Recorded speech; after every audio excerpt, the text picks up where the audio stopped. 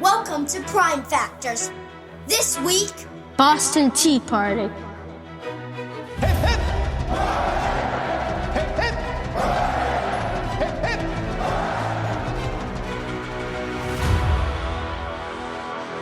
Hello and welcome back to Prime Factors. I'm Abram and I'm here with my dad. We're reviewing all the British Prime Ministers from Robert Walpole to Keir Starmer. This is episode 11.4, the Boston Tea Party. Dad, .4, we do up to .2s, maybe .3s. .4, this is ridiculous. I think, Abram, this will be our last full-length special. Yay! But you've been enjoying the specials, I think. I've been enjoying the ones where we deal with other podcasters, not where it takes up a whole month's worth of you writing a script. Because that takes away from our prime ministers. All right. So after this, we're going to go back to Lord North, and I think we'll be back on Prime Minister stories for a while. I have a little bit of a sneaky way that I can finish up the story of Boston, but I think you may discover that soon. Mm-hmm. Don't forget that you can find us on Apple Podcasts, Spotify, YouTube, and at primefactorspodcast.com. Dad is very good about answering our messages on Blue Sky and Threads, so reach out there if you want to get in touch with us. If you enjoy listening, please like, subscribe, comment, and review. Right. If everything works right, we're going to do a little bit of time travel now to a little trip that Abram and I took to Boston yesterday. Cue the time travel music. Hello. I hope we can use this audio because it's a little windy and There are a bunch of other people. there's lots of other people. Like, you can hear crowd noise. But where are we right now, Abram? Near a Shake Shack. No, but where else are we right now? In Boston. And what does that sign say? See where the Boston Tea Party began. See where the Boston Tea Party began. This, Abram, this red brick building here in downtown Boston is the Old South Meeting House, one of the most important stops on the Freedom Trail. There it is right there. If Abram you could is hear pointing that. out the brick lines in the ground that show where the Freedom Trail is. Let's walk over here. So, Abram, I want you to look at this building. I want you to visualize this building, okay? Are you visualizing? Yeah. Okay, and now I want you to say the following two words. Okay. Picture this. Picture this. We open on hoofbeats as a lone rider gallops in the rain through the chilly New England streets. It's December 16th, 1773, and he's just returning from a meeting with Governor Hutchinson. He slows as he traverses the narrow, winding streets of Boston and finally stops outside what is today called the Old South Meeting House. So if you can imagine, he's riding down these streets, which were a little bit smaller buildings, but this Old South that he has just arrived at, it's the same building that he arrived at. Even outside and even in the rain, he can hear the sound of arguments inside. He pauses to wipe the rain and sweat from his forehead with a cloth as he hands the reins of his horse to an attendant. He takes a deep breath before entering the meeting house doors. This man is Francis Roach, a scion of the prominent Nantucket shipping family. I hope no one squishes him. I mean, he might be Francis Roch. I'm not sure. Roach. He's like the Roach brothers. He's like a grocery store. Great. Mr. Grocery Store. Ushered inside, Roach returns to the so-called body of the people, an ad hoc meeting of Bostonians and men from surrounding towns, with prominent patriots near the front and ordinary townspeople packed into the pews and galleries. Roach isn't just any merchant. His family owns the Dartmouth, one of the tea ships currently docked in Boston Harbor. They aren't British or members of the East India Company. They are good New England stock who happen to make their fortune by trading with London. Roach is taken to the center of the meeting to speak. Sam Adams places a hand at his back for support, while some of the scions of Boston stand nearby. Josiah Quincy, John Hancock. These are names that have become famous in part due to Roach's words. I've just come from Governor Hutchinson, he says to the now silent room. We are trapped. He has denied our request to leave, and he has threatened to seize our ships, or worse, if we attempt to leave the harbor. And yet, he has also left in place the deadline of tomorrow for us to either unload our cargo or our ships will be seized. A murmur spread across the room, rising to a roar as Roach finishes his thought. If we do not unload our cargo tonight, we lose not only the tea, but our ships maybe our livelihoods as well. Oh no. His family deserves it for trading with London. Some in the crowd shout that his family deserves it for trading with London, but others are sympathetic. But even as Sam Adams seeks to confront the young merchant, you might observe men at the very back of the meeting house, silently streaming out onto the street as if by prearranged signal. Inside the meeting house walls, the town meeting votes a resolution that states that they really tried to resolve the matter of the tea peacefully, and whatever comes next will not be their fault. It does not take long for what comes next. A war whoop, a Native American war cry, erupts outside the meeting house. The Mohawks are coming! Someone in the crowd cries, "The Mohawks are come!" A mob, a mob. Many run outside. John Hancock is heard to shout, "Let every man do what is right in his own eyes." A wry observer might notice that even as the town people flood the streets, almost all the town leaders remain in the meeting house now. And through the commotion that follows, they had an alibi. In the street, the so-called mob of Mohawks whoop and holler, but there is little pretense. These are white men, faces darkened by pain or soot, and wearing blankets or towels around themselves in a rude parody of native dress. They aren't trying to fool anyone. Their dress is both symbolic and a disguise. A mob of Bostonians accompany the disguised Mohawks from the meeting house down to Griffin's Wharf, picking up additional disguised accomplices along the route. And that is where we are going to go next. Okay. Do you want to keep the mics recording for a minute and look around the thing, or do you just want to turn it off and go to Shake Shack? I want to go to Shake Shack. Okay.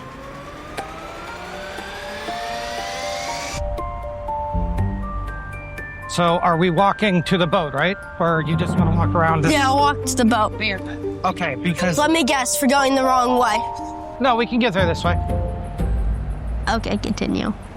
By the time they made it to the wharf, their numbers swell with supporters and onlookers.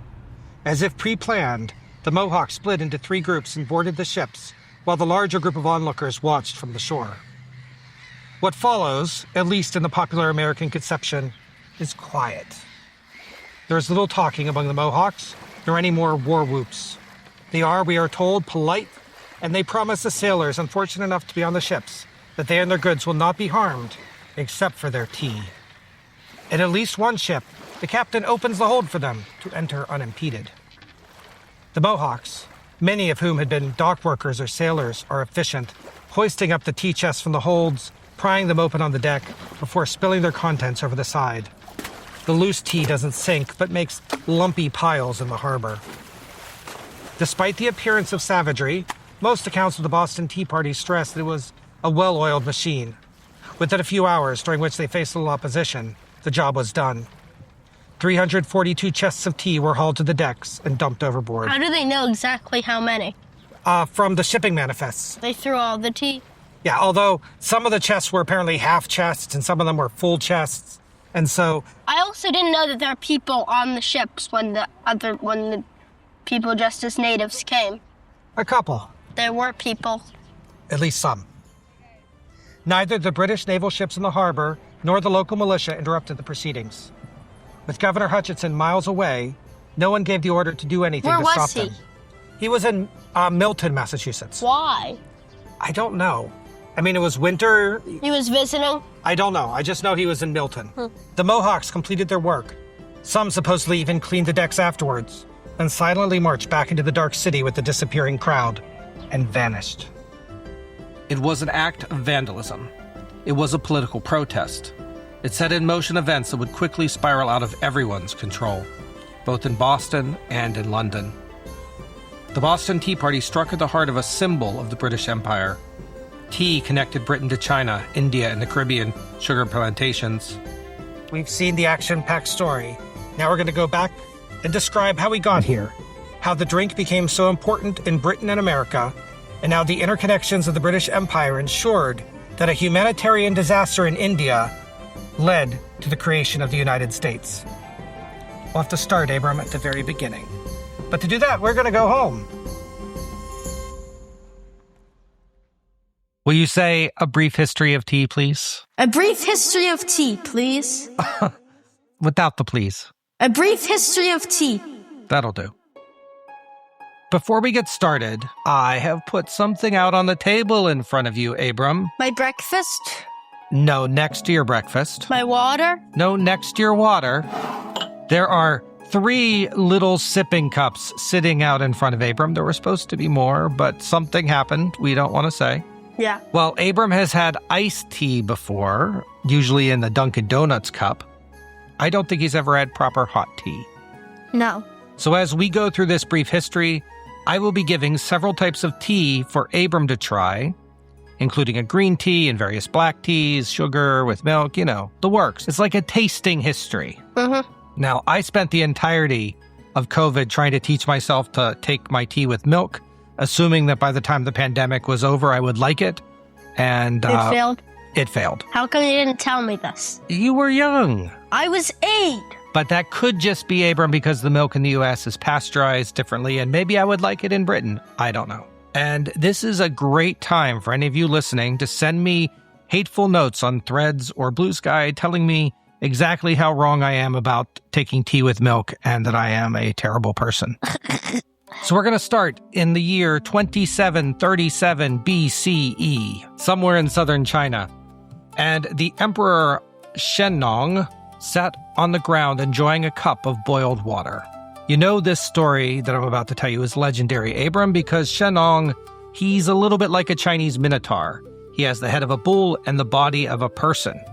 Shennong commanded his people to drink boiled water because, while they didn't yet understand germ theory, ancient Chinese medicine knew that boiling water made it safer to drink. And they were right. Except on this miraculous day, some leaves blew into his cup of boiled water. He drank it anyway, and the first tea was born. Obviously, that isn't true, and the real history of tea is murky, depending a lot on whether you consider any dried leafy substance dipped in water as tea. And it is generally believed that drinking tea started in southern China and gradually spread outwards. By 200 CE, China had come to see something a little bit like modern tea as a medicine and as a stimulant. A medical treatise of the time said that to drink bitter tea constantly makes one think better. It is as if they are perfectly describing my mornings. By 800 CE, the stimulating beverage had made it across China to Japan, Korea, Vietnam, and elsewhere. The first time Europe came into contact with the tea was in about the 1550s when Portugal established a trading post in Macau. But they did not think of tea, at least at the time, as an export. They just started sampling it. And the reason that we have multiple words for tea is partially their fault. When tea was transported overland, it often took a Mandarin word for the beverage, and so it's known as chai in India, Persia, and elsewhere. And when it was transmitted over water, a dialect word used in the coastal regions was used instead, giving us tea in English, Dutch, and other languages.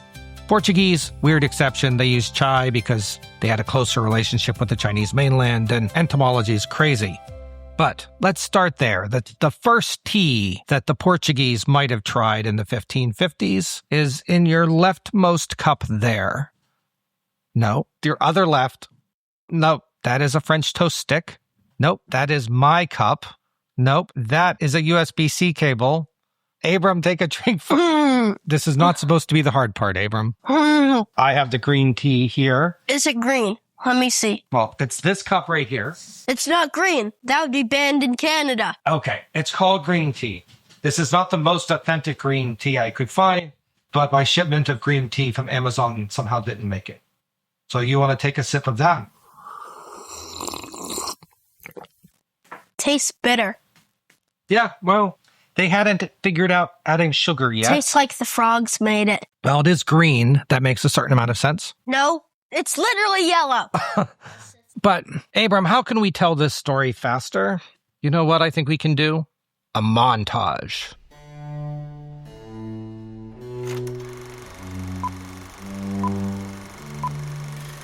Montage this! Scenes flip by quickly like you're watching a movie and fast forward. It's 1615, and tea is all but unknown in Britain. In a wooden building in Hirado, Japan, near Nagasaki, an Englishman sits at a desk writing a letter. Through an open window, you can just make out the sounds of ocean and a busy port. The man is Richard Wickham, an East India Company trader stationed at a remote Japanese-English trading post. a factory in the jargon of the time. Using a feathered quill, he writes a letter to a colleague in Macau asking for a pot of the best sort of cha. It's not a trading order, it's more like a grocery list because Mr. Wickham has developed a taste for this new beverage. And it's too lazy to go to the grocery store himself. He is probably not the first Englishman to drink tea, but his letter is the first written record we have of it. It's 1655, and tea is still rare in Britain. But we're in France now, at the Palais Royal near Paris. There, in rooms fit for a queen, an ex-royal lies in a gold-leafed canopied bed. Why is he ex-royal? She is Henrietta Maria, the widow of King Charles I, and the Queen Mother in exile. Oh. She coughs, and a French physician mixes her a cup of hot water and a few dried leaves. She drinks and soon recovers, writing after to her sister about this new Eastern medicine, tea. It's 1657, in a dirty cobblestone street set in London. Thomas Garraway opens the door to the first tea shop in London. It's a mixed tea coffee shop, using tea imported from the Portuguese and Dutch. And that's where we're going to go with our second sample. Abram, this second cup here in front of you is a black tea. It's orange! Well, they call it a red tea. That's the red tea. Okay, let's not be mincing our colors, but this is a type of black tea, which is sometimes called red tea. Even though this is the red tea, this is the orange tea, and this is the yellow tea. Yeah, I have no defense for any of this. So why don't you take a sip? This is a little bit more like the tea that Thomas Garraway and Henrietta Maria would have drank. More bitter. You think? Yeah. Tastes like leaves. It's 1669, and an East India Trading Company ship arrives in London and unloads its cargo along one of the city's many wharves. Included in the haul are casks containing about 200 pounds of Chinese tea. A small amount, but this is the first cargo of East India Company tea to arrive in England. It's 1685, and the East India Company is bringing around 12,000 pounds of tea per year to London. Queen Catherine of Braganza, the wife of King Charles II, sits with several women attendants on a veranda at Somerset House, her personal palace in London. They sit around a table, not laden with little sandwiches like would become common in Victorian times, but nonetheless with a Chinese tea set, including tiny porcelain cups, kind of like the ones in front of Abram, and a decorative teapot. Some attribute Queen Catherine's love of tea to her Portuguese upbringing. That's the Braganza in her name, of course. But she helped to make it fashionable amongst the upper classes. And so, Abram, the third cup of tea in front of you is a little bit more similar to what she might have drank. It's a more black tea. It's literally red. Would you take a sip of that cup? Please don't spill the tea. Still very bitter. Why don't you take a drink of the correct tea? What's 2 plus 7? 9! Okay, Abram is drinking the correct tea now. Weird. What do you mean weird? Tastes like someone put it at Bunny and David's house. I don't know what that means. Fire. Oh, it tastes smoky? Yeah. Interesting. You should try it. Tastes smoky. Yeah, that does taste smoky. Okay. And this is around when the British Empire made its own mark on tea. Nobles of the period found the brew too bitter, so they began mixing it with sugar imported from colonial plantations. The West meets the East in beverage form. It's 1717, and the East India Company is bringing around 400,000 pounds of tea into London per year. Thomas Twining, and yes, for those that drink tea, it is that Twining, opens what is called the first tea shop in London. The claim that his shop was the first to sell only tea, but it could also be marketing nonsense. The important thing is that middle-class merchants now mingle with the aristocrats as tea becomes a beverage that can be enjoyed by even more people. The love of tea explodes. So, Abram, what I have in front of you is, of course, a Twining English breakfast tea. That is in the first cup there on your left. Will you give that a taste? That is just plain black tea.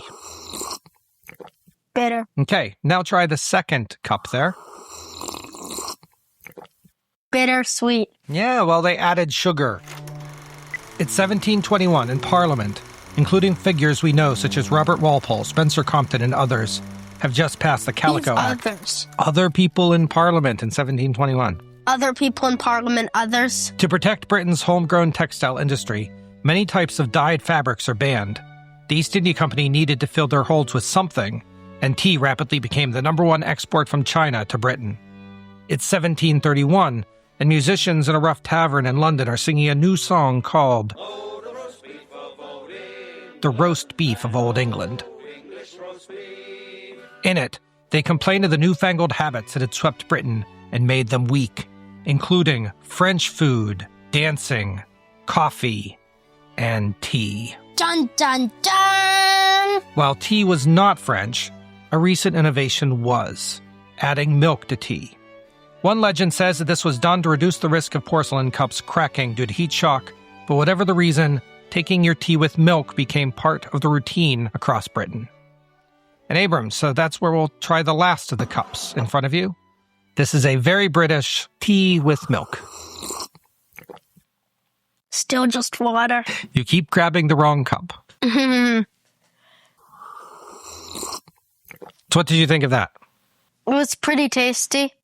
Not as good as the tea I get at Dunkin' Donuts. They should have really taken advice from Dunkin' Donuts when making their tea. It would have worked out better for them. And this is why Americans should not be trusted with tea, I am sure. But I kind of agree. Iced tea is awesome. Yeah. And we'll end in 1750, watching a group of rough sailors drinking tea on the quayside. The East India Company now brings nearly 5 million pounds of tea to London annually, and smugglers bring in even more. Tea has become the national drink, with men and women from every walk of life drinking the beverage on a daily basis.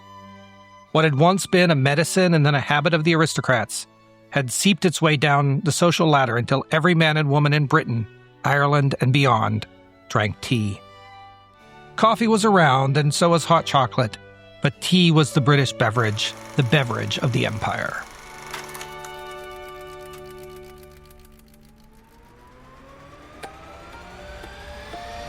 This is the old State House.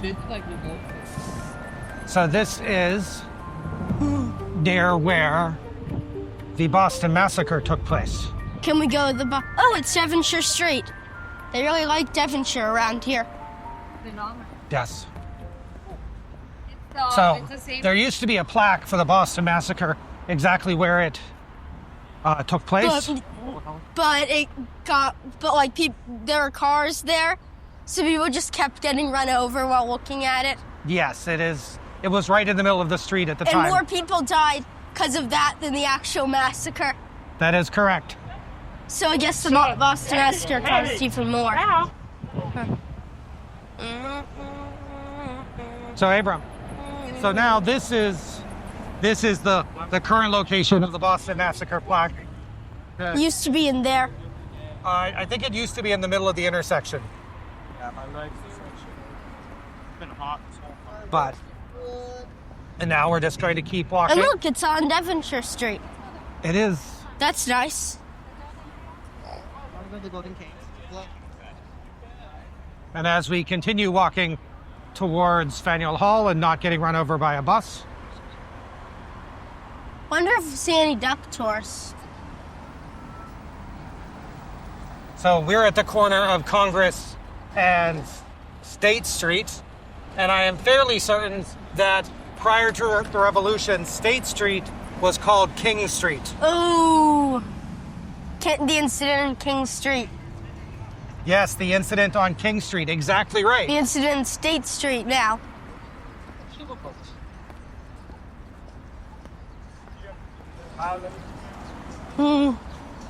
And I mean, the experience of walking through this part of Boston is lots of new buildings, and then, oh, look, here's some old stuff. Yeah. Paying for the empire. Short time after tea had become ubiquitous across Britain, the 7 Years' War changed the face of the empire. In India, the British warred against the European powers for control of the subcontinent's trade, but after defeating the Nawab of Bengal in 1757, it was clear that Britain's ambitions were wider than controlling a few trading posts. Less than a decade later, the East India Company acted less like a trading company and more like a colonial administrator. Britain had taken the place of the fallen Mughal Empire, with the company now empowered to collect taxes and administrate the Bengal region, backed by the might of British sailors and soldiers. This is not a footnote in the British story. The East India Company was now responsible for 20 million people. nearly double the population of the British islands and the American colonies combined. That kind of power had never been laid in the hands of a for-profit company before. It wasn't free trade. This was a for-profit monopoly, armed with an army, tax powers, and imperial backing. For all that the 7 Years' War granted Britain control of immense new territories in the Americas, India, the Pacific, and Africa, It was ruled by a company. it also left the nation in tremendous debt. The British government sought to pay down this debt however they could with new taxes and duties that would kick off the story of American independence. But in India, the situation, at least at first, was very different. By the late 1760s, the East India Company was pulling in between 1.6 and 2.5 million pounds per year of profit, maybe $500 million or more in today's dollars. Oh. India accounted for at least 2% of the entire British economy. But this success brought corruption and mismanagement. East India Company leaders who had made their fortune returned to London and siphoned the wealth of India away with them. New corrupt managers took their place in India, each hoping that they could extract enough wealth to make themselves and their families rich, to move back to London and repeat the cycle. Ooh. Parliament was not oblivious to this, but the East India Company was powerful, and many MPs and lords were themselves being enriched by the company. In the end, the company was coaxed to pay a £400,000 per year tax, and in return, the government would not pay too much attention to what was happening there. Okay. There was one important way that a for-profit company was not like an empire: the grain stockpiles. Under the Mughals, the Bengal region would stockpile rice to help cover leaner years when the harvests were less successful. The profit-seeking East India Company saw full granaries as an opportunity for profit. And that's going to cause a problem very soon. But for now, India was taxed. Parliament looked for ways for their other colonies to help pay down the debt. Stay tuned for what's going to happen next. Samuel Adams, a patriot, he organized the revolution and signed the Declaration of Independence. He's As- been unconed. Yeah, the Scottish Tartan Army was here for The World Cup. World Cup, and they put cones on all of our statues. Yeah, it's honestly kind of funny, so thank you, Scottish people. We appreciate your putting cones on our statues. The tax bill comes to America. America wasn't producing wealth the way India was, so taxes were the best ways to raise funds. But Britain was also politically unstable, leading to prime ministers rotating yearly and an inability to project constant policy. That reminds me of nowadays, with the prime ministers rotating yearly. Yeah, they seem to be having trouble again. Yeah. The 1765 Stamp Act was the first attempt to tax the colonies, and it led to riots and boycotts. Remember, Abram, we had a special about that. We did? We recorded it at a TV station. Oh yeah, I was right at the thing with the boot. That was repealed by the next prime minister, only for the even more strict Townsend Acts to be tried 2 years later, also leading to riots and boycotts, as well as the Boston Massacre. And we had a special about that, too. Now we have too many specials. Don't worry to tell us, Frankie, this doesn't apply to you. But besides that, you have too many specials. Of all the British products that were boycotted, the most difficult to give up was tea. You could elect not to buy glass, lead, or paper, but tea could neither be given up nor replaced by local alternatives. And believe me, they tried. Labrador tea, a Native American drink made from a bush that grew near Boston, was the closest North American alternative, but it was acrid and bitter. I tried to figure out which bush it was so we could try it, but I couldn't work it out. Colonists also tried drying raspberry leaves, but that didn't work well either. The tea boycott movement even tried propaganda to convince people to drink less. Newspapers printed stories about the health risks inherent in tea drinking, songs and poems decried it as a vice. So I'm going to read one of those poems to you. It is called A Lady's Adieu to Her Tea Table. Are you ready, Abram? No more shall my teapot so generous be in filling the cups with this pernicious tea, for I'll fill it with water and drink out the same before I'll lose liberty, that dearest name. Because I am taught, and believe it is fact, that our ruin is aimed at in the late act of imposing a duty on all foreign teas, which detestable stuff we can quit when we please. Liberty's the goddess that I do adore, and I'll maintain her right until my last oar. Before she shall part, I will die in the cause, for I'll never be governed by tyranny's laws. What do you think, Abram? When you need a poem to convince yourself that you can quit tea at any time, do you think you can quit? Maybe if I could actually understand what the poem was talking about. Really? I didn't think it was that tough. Basically, what she's saying is that because of the tea tax, that to drink tea would deprive her of her liberty, and so therefore she can quit it at any time. Despite all the efforts to wean Americans off the drink, tea drinking barely dropped in the colonies. Historian Harlow Giles Unger pegs the decline at only about 3.5%, as boycott-ignoring merchants and smugglers kept the colonies well-stocked. Tea drinking was still an essential American habit. When the Townshend Acts was repealed, most of the taxes were removed except for which tax? The tea tax. Yes. Interest in maintaining a boycott waned, and even George Washington, best known on our podcast as the young militia officer that started George Washing Machine, said that the boycott was best abandoned. It was time to return to normal footing with Britain. Britain wasn't getting the tax revenue that they hoped for in the colonies, but the tea tax was working. Parliament could tax more in the future, but the new Prime Minister North was content to allow the situation in the American colonies to cool. Beantown. People don't even like beans here. What's that bean doing next to our skyscrapers? Apparently the reason Boston is called Beantown is because they used to eat beans here on Sundays, every Sunday. Because it was a Puritan thing. And I think those Puritans, they were very religious, but they were not sort of culinary experts. Yep.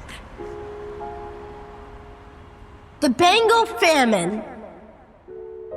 So this next part, it's not funny. Remember those fool granaries that the East India Company saw as a missed opportunity? British corruption and mismanagement removed one of the key safety valves to prevent famine during poor growing years, which is exactly what happened in 1769. With no emergency supply, the price of rice soared nearly 30 times the usual price. It cost as much to feed a family a day as it used to cost to feed them for a month. Indian citizens suffered and many starved. Some families even sold their children to servitude to get by, and at least working children would be likely to be fed. Sources disagree widely, and I mean widely, over how many people died. But the numbers, no matter how you slice it, are gigantic. More people died in India in that famine than lived in the American colonies. Now, some sources say that only 6% of everyone living there died, and some say as high as 33%. But society broke down, and in many places it was impossible to find the energy even to bury the dead. It was a sad, sad time. The East India Company, however, remained focused on profit and offered little to help the suffering people that they supposedly governed. Instead, the British stockpiled what grain they could gather to keep the British soldiers and administrators fed at the cost of local lives. The colonizers dined, while the colonized went hungry. One East India Company officer in the region wrote home, quote, "The ruin which we have brought on an unfortunate country will recoil upon ourselves." News reached London of the famine, and people reacted with horror. Horace Walpole spoke out against the cruelties of the company, claiming they ruled through, quote, "assassination, usurpation, and extortion. These crimes were sufficient to inspire horror." While it might have been possible for Britain to ignore the humanitarian catastrophe, they could not ignore the economic cost. The East India Company's profits were shattered by a dying populace that could not pay taxes. Trade dried up. The East India Company's stock plummeted. The Indian money that had turned the British economy was drying up. There were runs on banks in England and Scotland. The economies of France, the Netherlands, Denmark, and more all went into recession. And something had to be done, but thankfully, Lord North, the recent Prime Minister, was an expert at the Treasury.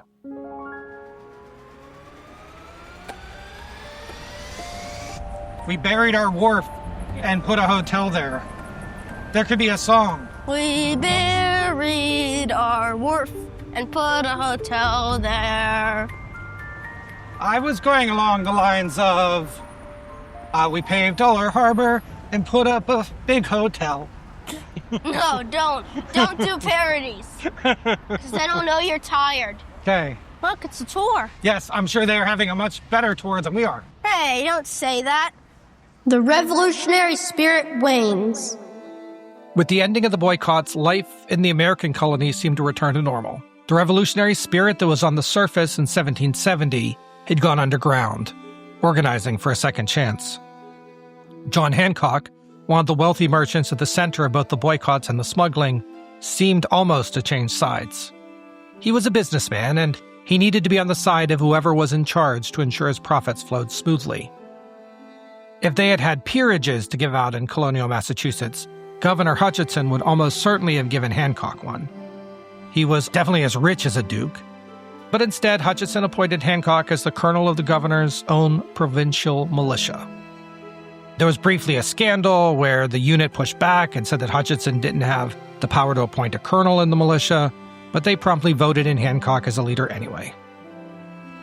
With local leaders like John Adams and John Hancock publicly seemed to moderate their views, Sam Adams remained focused on the revolution. He helped to form a committee of correspondence between the colonies, and with his help, the Sons of Liberty evolved from a loosely connected group of street activists to a group that could orchestrate action across the colonies to better respond to British threats. Sam Adams also penned The Rights of the Colonists, a pro-liberty pamphlet that argued in favor of colonial rights without ever explicitly calling for independence. Sam Adams, he's doing a lot, also maneuvered the colonial legislature to push through an act that said the parliamentary taxes in Massachusetts would not be honored without the legislature's consent. He enshrined no taxation without representation in Massachusetts law. Sam Adams' effort to legitimize the pursuit of liberty ultimately would clear the way for legislative, legal, and business leaders of the colony to take a firm stance against the coming Tea Act. And that sets us up for a clash that Lord North did not see coming.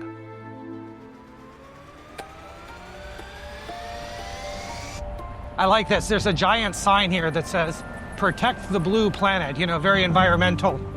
Ocean for all. And yet, where is the sign located? On land. On land that used to be ocean. Maybe they're trying to prove a point. I think most people don't even know. Prime Minister North. So we've been discussing North in our most recent Prime Minister episodes, and if you know one thing about him other than his difficulties with America, you should know this. He was named after a cardinal direction. Yes, but if you know two things... He was 37 when he became Prime Minister. If you know three things... What? You should know that he's also good with money. Oh, yeah. Lord North was faced with one of the most difficult financial crises of the era. The near collapse of the East India Company had rocked European economies and threatened to topple the British one. This was almost exactly 50 years since the South Sea Company had led to such instability that prime ministers had to be invented to solve it.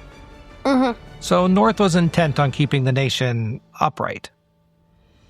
He would solve this with a 1-2 punch. Prop up the East India Company to sell more tea at a profit, and encourage the Americans to buy more tea. Money would be raised in both directions, and it would have been brilliant if it had worked. Yeah. First, he launched investigations of the corrupt practices of the East India Company. It didn't matter if he kept the company afloat if their corrupt leaders would just keep siphoning off funds instead of investing in infrastructure. This led to something called the Regulating Act, which prevented the East India Company from sending anyone new to India and put Parliament and shareholders increasingly in charge of India's governance. Parliament would soon appoint governors to manage India more like a colony than a for-profit enterprise. But North also gave the East India Company perks. The most important of these was the Tea Act, which allowed the company to export tea directly without the need for London auctions and cutting out most of the middlemen that took a cut of the profit. This would permit tea to reach America less expensively, while also increasing the cut that the East India Company would receive of any tea profits. That's good. They'd still have to pay the Townsend tax, and this was small, something like 2 cents per cup in modern money, but would add up because much more tea would be consumed. In America, however, this provoked exactly the wrong response. Why? The East India Company was a boogeyman and not to be trusted. The colonists knew what had happened in India just as the Londoners did. Mm-hmm. One anonymous writer in Pennsylvania stated, "Their conduct in Asia for some years past has given ample proof how little they regard the laws of nations, the rights, liberties, or lives of men." And in America, the rights, liberties, and lives of men was on everyone's mind. A decision came quickly through the revolutionary channels as Sam Adams' network underwent its first major test. The colonies would fight the importation of the East India Company tea, and they would do it together. Oh, I didn't know that. What? They have a water shuttle that you can take to Logan Airport. Boston Logan. The airport of lacking a terminal. It has 5 terminals. What are you talking about? What are their letters? A, B, C, E. I guess 4. Yeah, what happened to D? Well, once upon a time, there was a Terminal D, and they decided to do construction, and it ended up getting merged with one of the other terminals.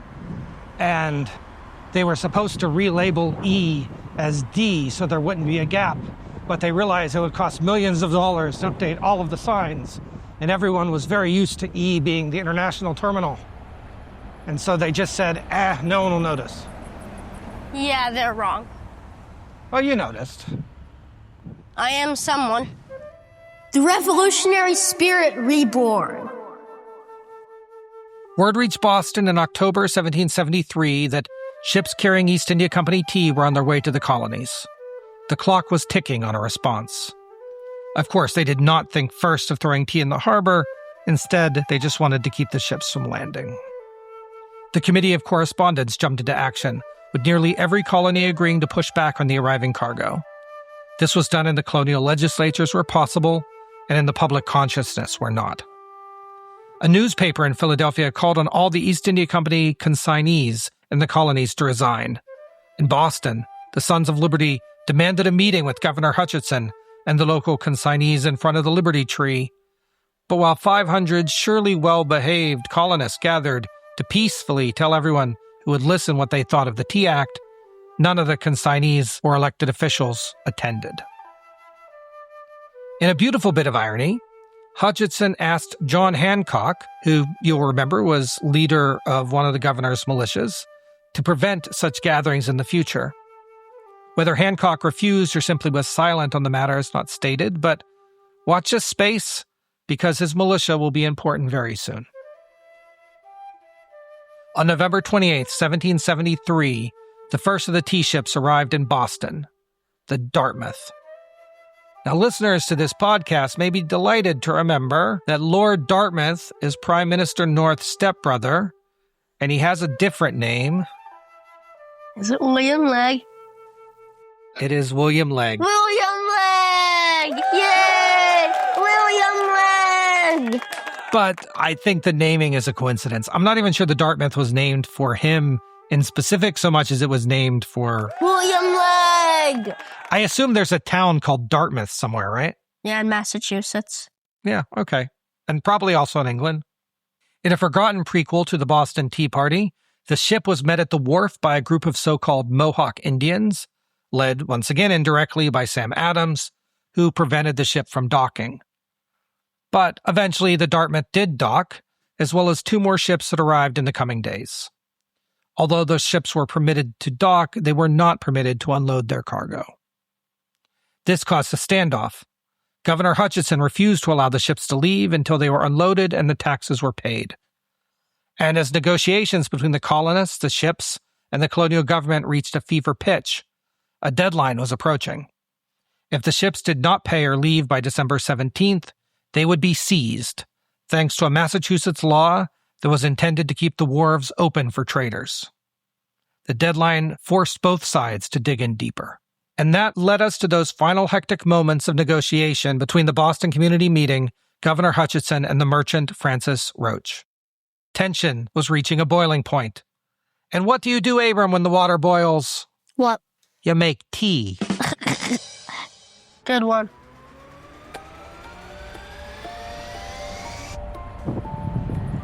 But how can you find anything interesting to say when you just have this beautiful view? I mean, look at the blue skies, look at the blue water. Do you know that lobsters are immortal? It just takes too much energy to, shatter something, so they die. It's another one of my morbid facts. I'm fairly certain that the statement, they're immortal, but they die, is a bit of a oxymoron. Are you calling me a moron? No. I'm just saying. That's it! Maybe I was calling you an oxy. I'm not a weird bison. Maybe I am. Boston Tea Party. And that finally leads us right back to our opening Picture This. The Dartmouth was between a rock and a hard place. A 20-day timer started when they first moved to Griffin's Wharf, and the acts of the colonists and the governor essentially trapped her. But that also meant that the colonists were on a clock, because once the ship was seized, it would be much harder to prevent the government from unloading the tea and bringing it to market. Of course, there had been ample time to prepare, and even as the Dartmouth's Nantucket-based owners tried a final time to negotiate with Governor Hutchinson, the so-called Mohawks were preparing. Uh-oh. The men that slipped out the back of the room while Roach was speaking were likely runners, delivering a signal to the disguised men nearby. That's cool. The fact that the Mohawks were able to board the ships at all likely came down to who was guarding them. John Hancock's militia. Ooh. Whether they were in on the plan from the beginning or just knew when to step aside is not clear, but they offered no resistance to the protesters as they crossed the wharf. And whether the story is quite as peaceful as reported, I'm not so sure. Oh. The story of the Boston Tea Party has been heavily mythologized, and the friendly protesters who paid for a damaged padlock or who swept the decks clean after their heist, well, it feels to me more like a Washington could not tell a lie story of American myth rather than American fact. And yet, I don't find a counter story. There's no tale of violent mobs of colonists that terrified the crews of the merchant ships. No proof of anything stolen or damaged other than the tea. There was only one person arrested. That's good. The whole thing was peaceful enough that there was only one arrest in Boston, despite the dozens of so-called Native Americans running roughshod over 3 merchant ships. Oh. Compared to the Boston Massacre or the Stamp Act, the Tea Party seems as peaceful and organized a protest as you can imagine for a bunch of white men pretending to be Native Americans, robbing from the rich to give to the harbor. Ugh. The identity and number of Tea Party participants will also probably never be known for sure. Prior to recording this episode, I visited a few Tea Party markers in local cemeteries. Abram, there's one in a cemetery in our town. Oh. There's several at the Granary Burial Ground, which we looked at in Boston last week. But no one's name was known at the time, and not everyone came forward after. And it's also true that some people may have later claimed to be in the Tea Party so they could have bragging rights 20 years later, even if they had little to do with it. Oh. We can guess that at least some of the people involved in the Liberty mobs of previous years were present, Yes. either watching or participating. One of the known participants was Samuel Gore. He was the other boy that was shot during the pre-Boston Massacre stuff when Christopher Sider died. Oh. He was wounded, and a couple years later, he dressed up as a Mohawk Indian and threw some tea in the harbor. So I guess happy ending for him. What we are left with is a story that is amazing, not because we know all the details, but because we never will. It's a piece of American mythology that, at least as far as I've been able to find, doesn't require you to look away from the harsher realities. No. John Adams said it best the following day. It was, quote, "The most magnificent movement of all. There's a dignity, a majesty, and a sublimity in this last effort of patriots that I greatly admire." Other Tea Parties followed suit around the colonies, but none were as important to American independence as the Boston Tea Party. Lord North is going to get his revenge, of course, but we'll look for his response in our next episode.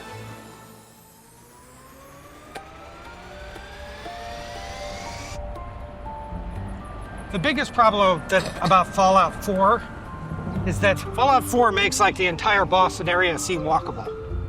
And it is compared to like Los Angeles or But it's not very Dallas. walkable. But it's not tiny. Don't we want sidewalk? Yeah, but you see this pedestrian bridge is no longer a bridge. What was it? Well, No. it clearly was a pedestrian bridge. But it's a pedestrian bridge no more. Well, it's a closed bridge. And so I'm looking to see how we rejoin the harbor path. Abram, I have one more thing for you to say. What? Will you say, "Picture this again"? Picture this Again? We already did a picture. Why do we need a second one? I don't know. I just figured there's a speech. I want to give a speech. It's going to let me sound very Okay. gravitas. Let me go sound gravitas, all right? If you do a speech, we'll add extra reverb to it, okay? To sound grander. Perfect. That's the deal. The date is March 5th, 1774. It's bitter cold in Boston. 4 years to a day since the massacre had inflamed the city, and 79 days since the Patriots dressed as Mohawks threw tea into the Boston harbor. It's Saturday, a market day, and the cobblestone streets are filled with merchants, shoppers, laborers, apprentices, and everyone else who had come to Boston, not just for market day, but to mark the anniversary. Of what? The Boston Massacre. Oh. Yeah, I don't like the green tea as much. Okay, continue. We descend to what we now call the Old South Meeting House, a brick building in the heart of the city, the same one that Abram and I saw yesterday. This is also the same building where Francis Roach brought news of Hutchinson's refusal to let the ships leave and where the signal went out to the so-called Mohawk protesters. As the hour approaches, a coach as luxurious as the best coaches in London pulls up to the door. The livery on the door marks the coach as belonging to John Hancock. A servant opens the door, and he steps out into the cold Boston air, his scarlet suit with gold trim and ruffled sleeves, marking him as being essentially local nobility. He is among the wealthiest men in the colonies. He practically is royalty. Mr. Hancock's servants clear a path for him from a side door to the pulpit. It's difficult. Every pew, every aisle, every corner, every spot in the gallery is filled with people all here to hear him speak. Hancock pushes his way to the center of the room and looks out at the faces waiting with anticipation, and he clears his throat. Men, brethren, fathers, and fellow countrymen, John Hancock begins as the room quiets and all strain to hear the well-dressed figure speak. I have always, from my earliest youth, rejoiced in the felicity of my fellow men, and have ever considered it as the indispensable duty of every member of society to promote the prosperity of every individual, but more especially of the community to which he belongs. Some boast of being friends to government. I am a friend to righteous government, to a government founded upon the principles of reason and justice. But I glory in publicly avowing my eternal enmity to tyrants. Is the present system, which the British administration has adopted for the government of the colonies, a righteous government, or is it tyranny?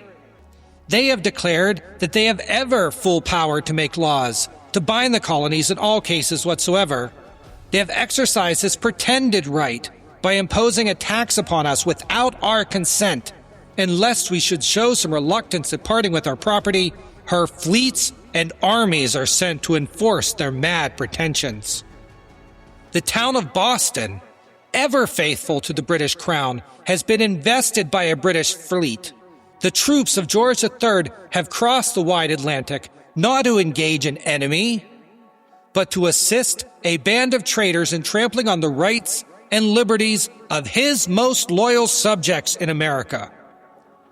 The troops, upon their first arrival, took possession of our Senate House, and they pointed their cannons at our Judgment Hall. But let not the miscreant host vainly imagine that we feared their arms. No, we despised, we dread nothing but slavery. Hancock continues, his words rising in intonation like a sermon. He speaks of the injustice that followed the acquittal of the Massachusetts soldiers, the loss of morality of a city under siege by common soldiers, and of how those soldiers became Boston's oppressors. But he argues we need not fear. We fear not death. That gloomy night, the pale-faced moon and the affrighted stars that hurried through the sky can witness that we fear not death. When a country is invaded, the militia is ready to appear in its defense. They fight for their houses, for their lands, for their wives, for their children, for all who claim that the tenderest names and are held dearest in their hearts. They fight for their liberty and for themselves and for their God. I have the most animating confidence that the present noble struggle for liberty will terminate gloriously for America. Let us joyfully leave our concerns in the hand of He who raised us up and pulled down the empires and kingdoms of the world as He pleases. Yet we will rejoice in the Lord, in the joy of God of our salvation.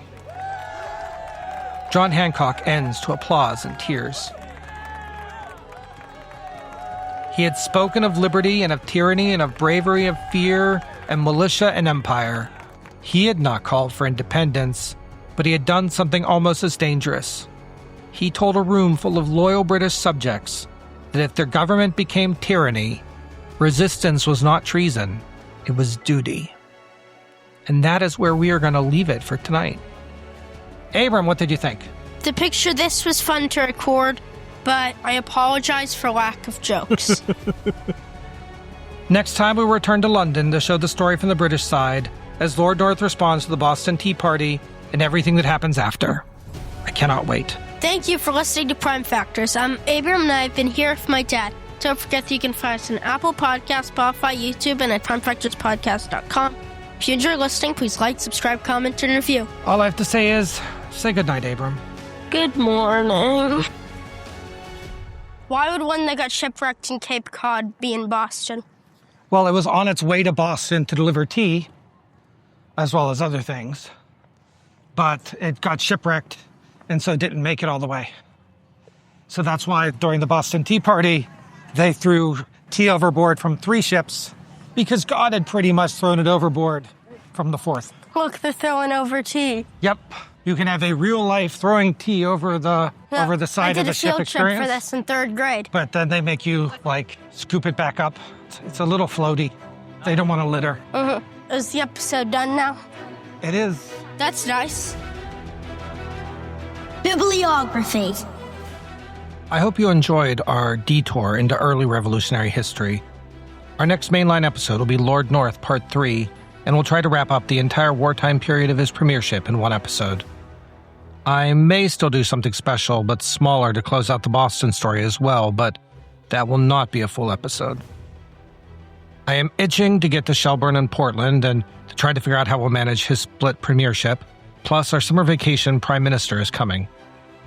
Our key sources this time are American Tempest, How the Boston Tea Party Sparked a Revolution by Harlow Giles Unger, published in 2011. This was the main text that I used for the spine of the episode, and it had a lot of great information about India and elsewhere. Defiance of the Patriots, The Boston Tea Party and the Making of America by Benjamin L. Karp, also published in 2011. The truth is that there's so much written about this era of American history, and I only had an hour to tell a story. To try to tell this from a British perspective, or at least an empire-aware one, I focused a lot more on the East India Company and the Bengal famine than most American retellings, and I hope you enjoyed it. That also meant that I had to cut out so many fantastic details, so if I missed your favorite part of the story, please let me know what it is. We're on Threads, we're on Blue Sky. I, for one, am sad that I had to trim out the Hutchinson letters. Benjamin Franklin discovered a conspiracy to deprive Massachusetts citizens of their rights in a secret trove of old letters. It's amazing, but it didn't fit. I also used several sources on the history of tea, including Tea, A Global History by Helen Severi, published in 2010. As usual, I also had a number of smaller and online sources. I hope you enjoyed this episode as much as Abram enjoys Dunkin' Donuts iced tea. Sadly, I don't think we made him a hot tea drinker. See you next time. Aw. What's wrong? I got blisters on my fingers! Have you been playing guitar too much and you have a blister? Yeah. Congratulations, Abram. That's like a rite of passage. Oh. Abram is very happy about his blister. Produced by RadioGuru.co.uk.